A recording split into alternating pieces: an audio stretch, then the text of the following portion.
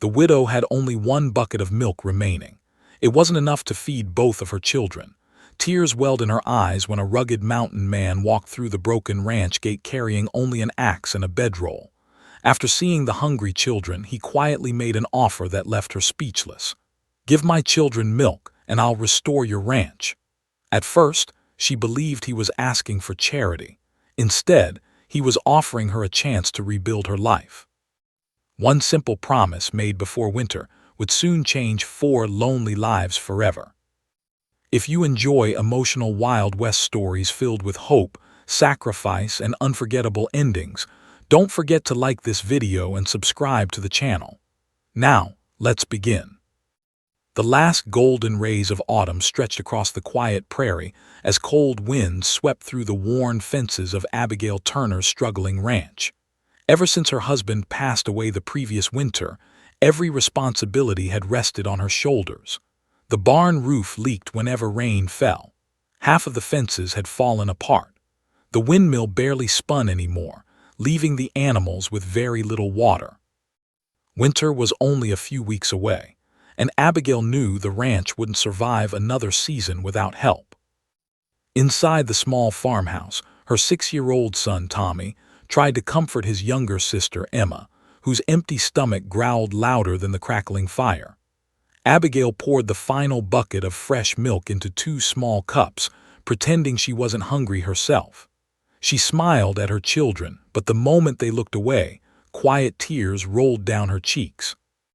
That evening, someone tapped softly on the front gate. Standing outside was a broad-shouldered mountain man wrapped in a faded buckskin coat. His beard was streaked with gray, and years of trapping in the wilderness had carved deep lines into his weathered face. Beside him stood 2 exhausted pack mules carrying traps, tools, and a rolled-up blanket. "My name is Jacob Hayes," he said politely. "I've been working in the mountains all summer." Abigail nodded carefully. "I can't afford to hire anyone." Jacob glanced toward the children watching from the window. He noticed the nearly empty milk bucket beside the porch and the concern on Abigail's face. After a brief silence, he spoke quietly. "Give my children milk, and I'll repair your ranch." Abigail looked puzzled. "I don't understand." Jacob smiled warmly. "I lost my wife years ago. My children are staying with my sister in the valley until I earn enough to bring them home. Every dollar I make goes to them. I don't need payment." He looked across the broken fences, the leaning barn, and the damaged windmill. "But your children need this ranch." Abigail stared at him. No stranger had ever offered help without expecting something in return. "Why would you do that?" Jacob looked toward the fatting sunset. "Because someone once saved my family when we had nothing." His answer was simple, sincere, and unforgettable. After a long pause, Abigail finally nodded. "You can stay." The next morning before sunrise, Jacob was already mending the broken fences with experienced hands shaped by years in the wilderness. Tommy followed him everywhere, eager to learn, while little Emma happily carried nails inside the pockets of her tiny apron. For the first time since her husband's passing, laughter echoed across the old ranch. But neither Jacob nor Abigail noticed the rider observing them from a distant hill.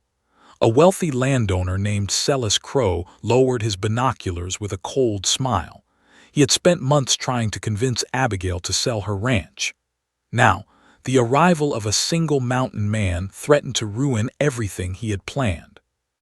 Jacob worked from sunrise until well after sunset, never asking for any payment. Within a few days, the broken fences stood firm again.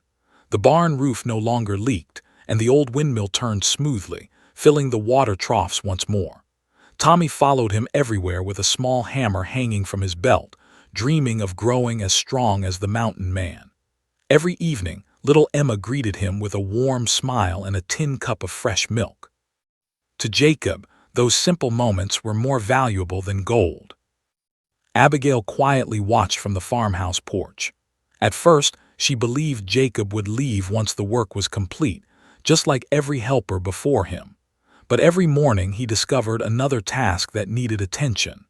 He repaired wagons, chopped enough firewood for the winter, strengthened the chicken coop, and even built a small sled so the children could enjoy the first snowfall. One evening, while sharing a simple meal, Abigail finally asked the question that had been on her mind for weeks. "You keep helping us, but what about your own children?" Jacob gave a quiet smile. "They're safe with my sister. Every season I trap enough furs. Hopping next year will finally be the year I bring them home. I made them a promise." Abigail lowered her head. "So did I. I promised my husband I'd never lose this ranch." Before Jacob could reply, the sound of galloping horses echoed across the yard. Sila's crow rode through the front gate with 3 hired men. He stepped down from his horse, wearing an expensive coat and a confident smile.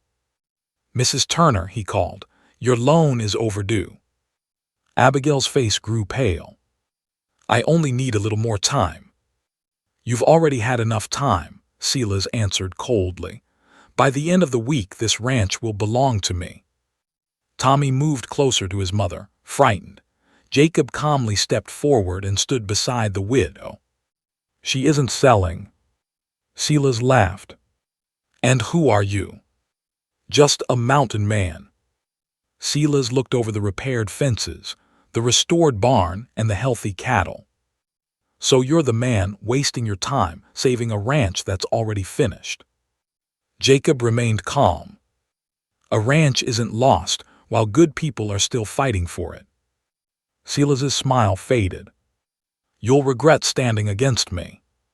With that, he climbed onto his horse and rode away, leaving deep tracks across the frozen ground. That night, the first heavy snowfall of winter covered the ranch. As the wind roared outside, Jacob checked every window and added more logs to the fireplace.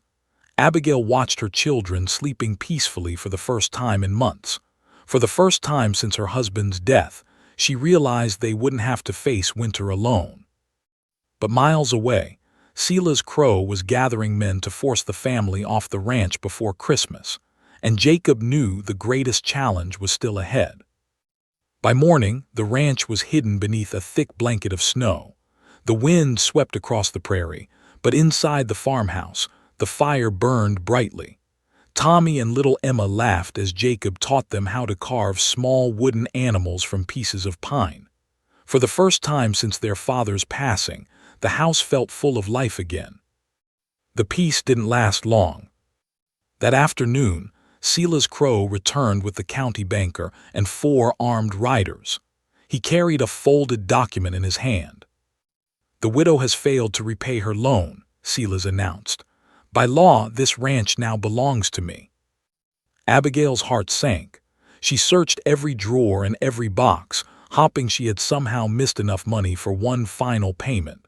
There was nothing left. Silas smiled. "I'll give you 1 hour to pack your belongings." Tommy held tightly to his mother's skirt, while Emma began to cry. Jacob quietly stepped forward. "You'll have your money." Silas laughed. "And where will a mountain trapper find that much cash?" Without saying another word, Jacob walked into the barn. A few minutes later, he returned carrying 2 heavy packs filled with valuable furs he had collected over an entire winter: beaver pelts, fox furs, and rare mountain hides. Everything he owned. "I was saving these," Jacob said quietly. "I planned to sell them so I could finally bring my own children home." The entire yard fell silent. He placed every bundle at the banker's feet. "This should cover her debt." The banker carefully examined the valuable furs before nodding. "It's more than enough." Silas's face turned red with anger. "You'd give up everything for a ranch that doesn't even belong to you." Jacob looked toward Abigail and her children. "Some things are worth more than money." Defeated, Silas climbed onto his horse and rode away, knowing he had lost for good. As the riders disappeared into the falling snow, Abigail could no longer hold back her tears. "You sacrificed your dream," she whispered. Jacob smiled gently. "No. He looked toward the warm farmhouse where Tommy and Emma waited by the front door. "I found a new one." A few weeks later, news of Jacob's kindness spread throughout the valley. Neighbors came together to completely restore the ranch. They repaired the barn, donated livestock, and even raised enough money for Jacob to finally bring his own 2 children home.